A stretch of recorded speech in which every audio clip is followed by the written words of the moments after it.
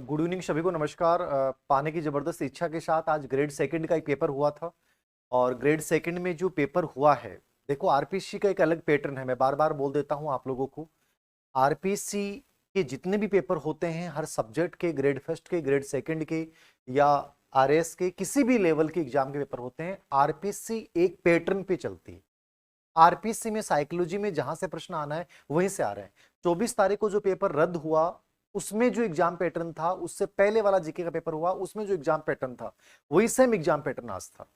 मतलब ये लोग जिस बिंदु से सृजनात्मक बच्चे प्रश्न उठाना है, प्रतिभाशाली पे उठाना है, स्टर्नबर्ग पे प्रश्न उठाना है, ठीक है, त्रिआयामी पे प्रश्न उठाना है, शिक्षा मनोविज्ञान के प्रकृति कार्य पे प्रश्न उठाना है, जीन पियाजे पे प्रश्न आना है, फ्राइडे प्रश्न मतलब जिन बिंदु से प्रश्न आना है आरपीएससी वहीं से प्रश्न बनाती है। मतलब एक सीधा सा सिंपल सा इनका फंडा है आरपीएससी का।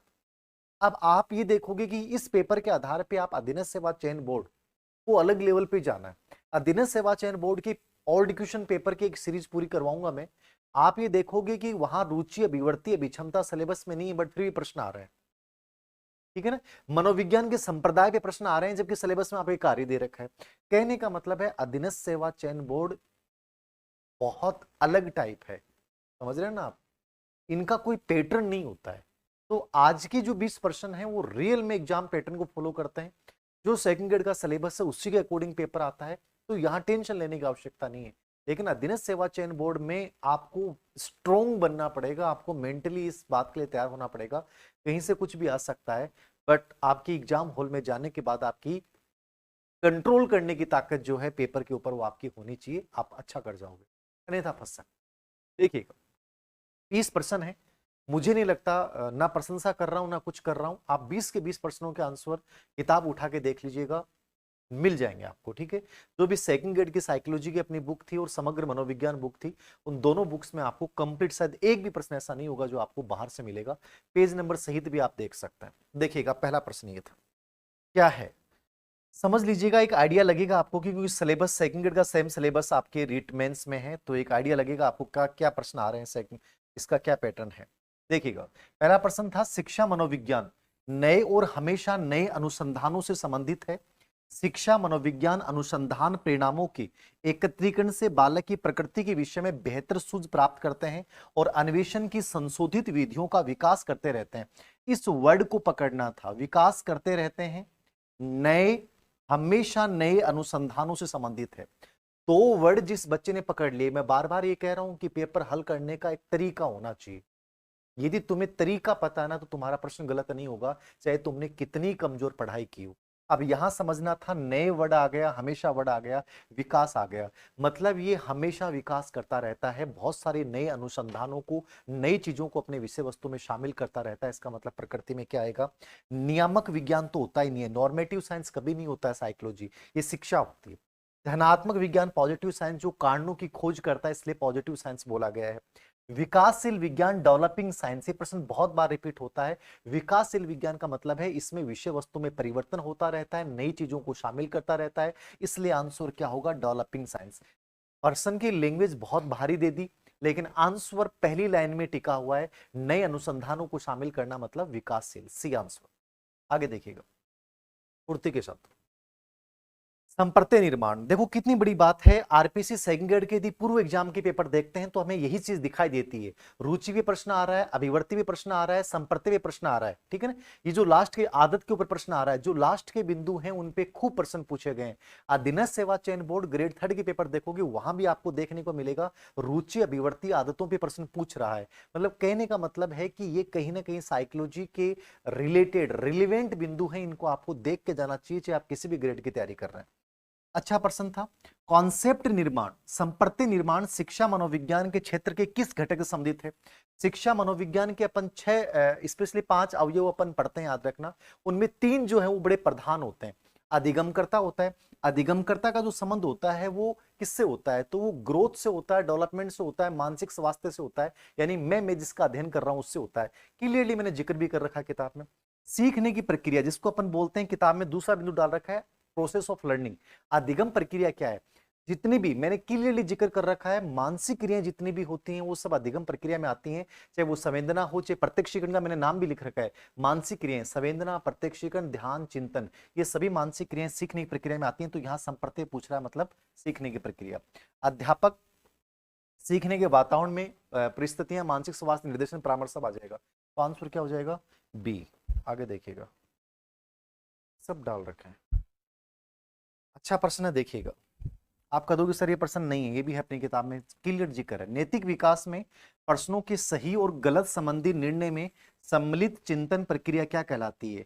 मोरल डेवलपमेंट की बात कर रहे हैं। मोरल डेवलपमेंट में आते ही आपके दिमाग में कोहलरबर्ग आएगा, जीन पियाजे आएगा, तुरंत आपके दिमाग में आएगा, याद रखना, ठीक है। प्रश्नों के सही, राइट एंड रॉन्ग डिसीजन में शामिल चिंतन प्रक्रिया क्या कहलाती है? अब यहां समझना आपको कौन सी चिंतन प्रक्रिया कहलाएगी, याद रखना। कोहलरबर्ग से रिलेवेंट करके प्रश्न पूछ रहा है। कोहलरबर्ग का जब भी अपन सिद्धांत पढ़ते हैं, कोहलरबर्ग का मैंने शुरुआत करता हूं, जिन बच्चों ने क्लास भी लिया है वैसे भी नहीं ली, तो किताब में मैंने इस चीज का जिक्र कर रखा है कि कोहलरबर्ग ने अध्ययन किसका किया? हिंज का। हिंज कौन है? अमेरिकी एक व्यक्ति है जिसकी पत्नी को कैंसर है। अब पत्नी को कैंसर है लेकिन उसके पास उतने पैसे नहीं है, वो मेडिकल स्टोर वाले के पास जाता है, वो मना कर देता है कि 200 रुपए में नहीं दूंगा, 2000 रुपए डॉलर वो दवाई के ले रहा है।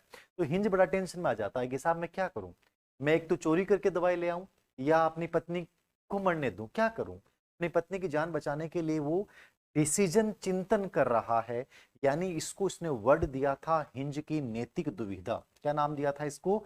नैतिक दुविधा नाम दिया था, याद रखना। तो यहां क्या होगा? नैतिक दुविधा वर्ड होता है। नैतिक यथार्थवाद का मतलब होता है, पियाजे ने वर्ड का यूज किया था कि जब बच्चा दूसरों की चीजों को हुबहू स्वीकार कर लेता है, बड़े लोगों की बातों को मान लेता है। नैतिक तार्किकता है किशोर अवस्था की, जहां वो अपने विवेक के आधार पर निर्णय करता है। नैतिक संकट की कहीं जिक्र नहीं किया, लेकिन यहां पे जो प्रश्न का आंसर है वो क्या होगा? नैतिक दुविधा होगा। क्या होगा? डी। डी, नैतिक दुविधा। अच्छे प्रश्न है, समझो। कोई चीज को दिमाग में लेके देखो। अब ये किताब में मैंने क्लियरली पूरा जिक्र कर रखा है, सेम लैंग्वेज तक लिख रखी है, मतलब ये भाषा भी लिख रखी है मैंने कि सही और गलत संबंधी निर्णय जो हिंज ने किया, फिर नैतिक दुविधा, ये पूरा वर्ड जिक्र कर रखा है। लेकिन फिर भी आपसे गलती होती है, इसलिए मैं बार बार बोलता हूं, अभ्यास जितना करोगे निखरोगे उतना। ब्रिजेज की संवेगात्मक विकास, देखिएगा। अब आपके दिमाग में आ सकता है सर ब्रिजेज की संवेगात्मक विकास की स्कीम के अनुसार बालकों में ईर्ष्या नामक सर्वप्रथम कौन सी आयु में प्रकट होता है? अब ब्रिजेज कौन है? ब्रिजेज ने संवेगात्मक विकास पे काम किया है। आप कह दोगे सर ग्रेड 3 वाली नई वाली किताब में तो आपने ब्रिजेज को नहीं डाला, क्यों नहीं डाला? क्योंकि आपके विकास के सिद्धांत दे रखे हैं, पूरे विकास के पहलू नहीं दे रखे हैं। लेकिन अपनी जितनी भी ओल्ड बुक हैं, ग्रेड 2, ग्रेड 1, समग्र मनोविज्ञान, उन सब में मैंने ब्रिजेज को करवा रखा है। आप चाहो तो ग्रेड 3 वाले बच्चे ब्रिजेज को देख लेना, ठीक है। यद्यपि मैंने नई वाली 3rd ग्रेड वाली किताब में नहीं डाला क्योंकि सिलेबस रिलेवेंट नहीं था, लेकिन ब्रिजेज में प्रश्न पहले भी पूछा गया है। ब्रिजेज ने 1932 में सिद्धांत दिया था संवेगात्मक विकास सिद्धांत, और संवेगात्मक विकास सिद्धांत में इसने एक पूरा पिरामिड बना रखा है, किताब में पूरा डाल रखा मैंने पिरामिड में। सबसे पहले बच्चे में उत्तेजना होती है। जन्म के समय बच्चे में कोई संवेग नहीं होता, केवल उत्तेजना होती है। जैसे 3 माह का होता है व्यथा और आनंद होता है, जैसे 6 माह का होता है भय, घृणा और क्रोध आता है, तो भय घृणा क्रोध 6 माह में आए। 12 माह का होता है उल्लास अनुराग आता है, यानी प्रेम आया। 18 माह का हुआ ईर्ष्या आया, और जब 24 माह का हुआ हर्ष नामक संवेग आया। ये पूरी टेबल इसने बना रखी है। पूरी टेबल किसने बना रखी है? ब्रिजेज ने 1932 में संवेगात्मक विकास सिद्धांत में। तो इसके अनुसार ईर्ष्या नामक संवेग कब आता है? 18 माह में, जिक्र कर रखा है मैंने। आप देखो, आपको इससे आइडिया लगेगा कि यार ब्रिजेज भी प्रश्न आ सकता है, हमें पढ़ना पड़ेगा, कहने का मतलब यही है। ओके, देखिए। एक बालक बालिका वस्तु, आज एक ही तो पेपर था, 2 थे के पेपर आज? ग्रुप डी कौन सा है? सी 2 पेपर थे क्या? 2 पेपर थे। अच्छा अच्छा, चलो ग्रुप डी का पेपर भेज देना मेरे को, मॉर्निंग में करवा दूंगा या कल करवा दूंगा, मॉर्निंग में करवा दूंगा ना, भेज देना मेरे पास। ये मेरे से एक पेपर है। एक बालक बालिका वस्तु के गर्म होने और नहीं होने के अनुसार अपने मौजूद व्यवहार की स्कीम में संशोधन कर लेता है, लेती है। पियाजे के अनुसार यह उदाहरण संज्ञानात्मक विकास की किस प्रक्रिया से संबंधित है? अच्छा प्रश्न है, और पता नहीं कितनी बार रिपीट कर चुका है इस प्रश्न को। पियाजे बहुत ढंग से समझ लेना। पियाजे के कॉन्सेप्ट स्कीमा समझना है, अनुकूलन समझना है, एडेप्टेशन समझना है, आत्मीकरण एसिमिलेशन समझना है, समायोजन एकोमोडेशन समझना है, ठीक है, और इक्विलिब्रेशन संतुलन समझना है। लेकिन यहां इस प्रश्न में इन्होंने गफलत क्या की है? हिंदी में अलग शब्द दे रखा है, इंग्लिश में अलग दे रखा है। अब देखो, बच्चा अपनी मौजूदा व्यवहार की स्कीमा में परिवर्तन कर रहा है, और जब भी संशोधन करता है तो आंसर क्या आता है? समायोजन आता है। संशोधन करते ही आंसर क्या आएगा? समायोजन आएगा, जिसको आप समंजन भी बोल सकते हो, ठीक है। और इंग्लिश में इसको बोलते हैं एकोमोडेशन। इंग्लिश में क्या बोलेंगे? एकोमोडेशन।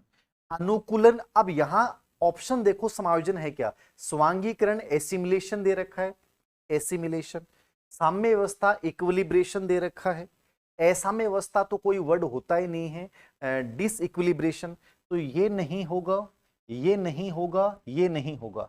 अब अनुकूलन भी नहीं होता है, वैसे अनुकूलन की प्रक्रिया होती है समायोजन, लेकिन अनुकूलन का इंग्लिश में जो वर्ड दे रखा है वो दे रखा है एकोमोडेशन। और एकोमोडेशन किसको बोलते हैं? समायोजन को बोलते हैं। किसको बोलते हैं? समायोजन को बोलते हैं। इसलिए आंसर यहां पे क्या होगा? ए होगा। क्या होगा आंसर यहां पे? ए होगा, एकोमोडेशन।